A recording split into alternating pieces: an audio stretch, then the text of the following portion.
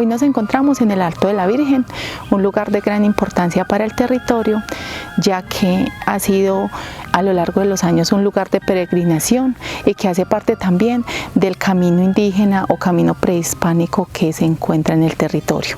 Acá encontramos una bifurcación que va hacia el oriente antioqueño, en donde la historia nos cuenta que era un camino por donde nuestros antepasados llevaban sus cargas de oriente a occidente. Cuando vamos a hablar de la historia de un territorio, nos referimos a tres temas importantes. Uno de ellos es la arqueología, el otro es las crónicas de los españoles y por último, y que para mí tiene gran importancia, es la tradición oral.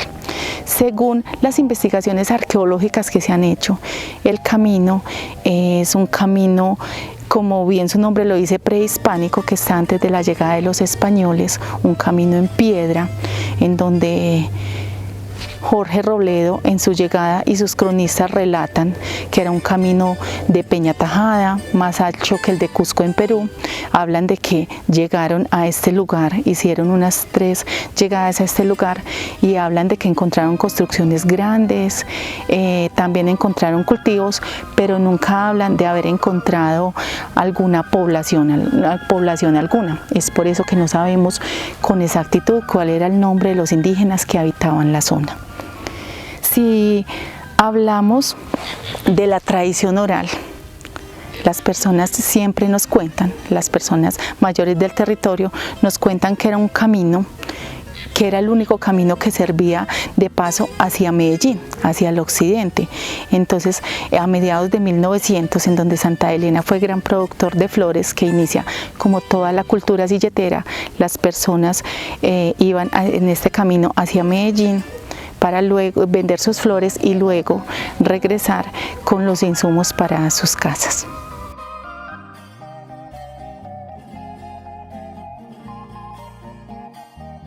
Nos encontramos en la Laguna de Guarne, un lugar referente muy conocido para no solo las personas que habitan el territorio, sino para los visitantes.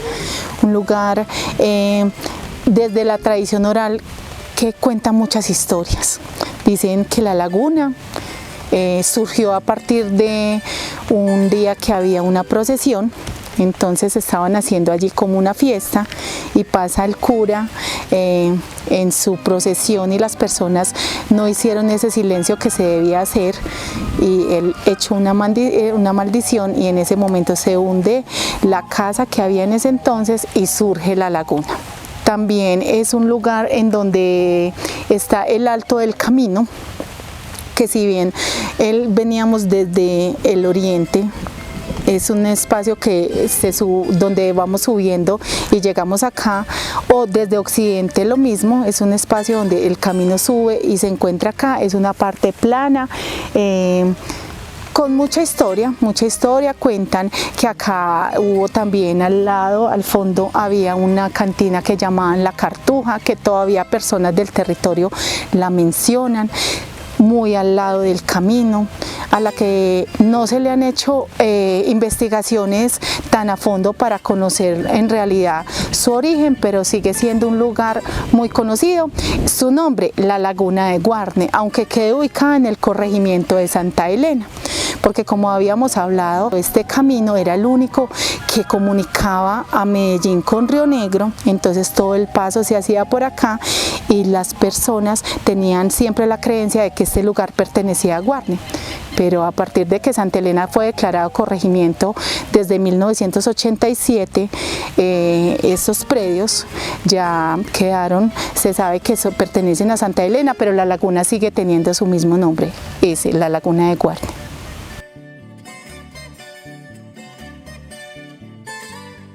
Continuando con estos espacios de valor histórico y cultural, nos encontramos en la Escuela de Sabanas, un referente importante en el territorio, ya que se habla de que fue la primera escuela que tuvo el corregimiento.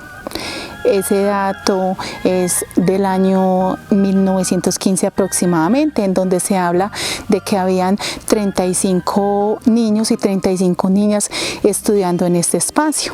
Algunos de ellos nos han relatado sus historias de cómo era toda esta época y hasta qué grado estudiaban. Por ejemplo, cuentan de que en ese tiempo solo se estudiaba hasta segundo o tercero de primaria. Siempre que hablan siempre de una profesora. También cuentan que se practicaba la tradición de enseñar el catecismo del padre Astete. Si lo han escuchado algunos, es un catecismo que se aplicaba y su lema era: la letra con sangre entra. Entonces algunos de ellos nos han contado pues como sus anécdotas de los horarios pues que manejaban. Era algún tiempo en que estaban las niñas en la mañana y los niños en la tarde, o si estudiaban juntos, estudiaban los niños en un aula y las niñas en otro. Es un espacio también que dentro de la tradición oral se habla de que fue un lugar de reclutamiento en la Guerra de los 1000 días. Esta sucedió al final de 1800 y principios de 1900. Se habla pues que sirvió ese espacio con este fin. Para finalizar, nos encontramos en el llamado Hotel Cabuya, un espacio que desde la tradición oral siempre lo hemos escuchado. Las personas del territorio hablan que sus padres, sus abuelos, sus ancestros pasaban por ese hotel y conocían de relatos de personas que venían desde el occidente, desde el oriente o viceversa, a descansar y a requintar sus cargas. El Hotel Cabuya ha sido un espacio dentro del territorio muy mencionado y encontramos que la construcción es de tapia pisada. Como se puede observar acá, observamos también que tiene dos colores de tapia, una más rojiza y una más amarilla. Eso significa que hubo dos tiempos de construcción. Muy posiblemente en un inicio, esto fue cerca de la época de la colonia, una vivienda que luego se transformó en un hotel por la cercanía que tenía con el camino.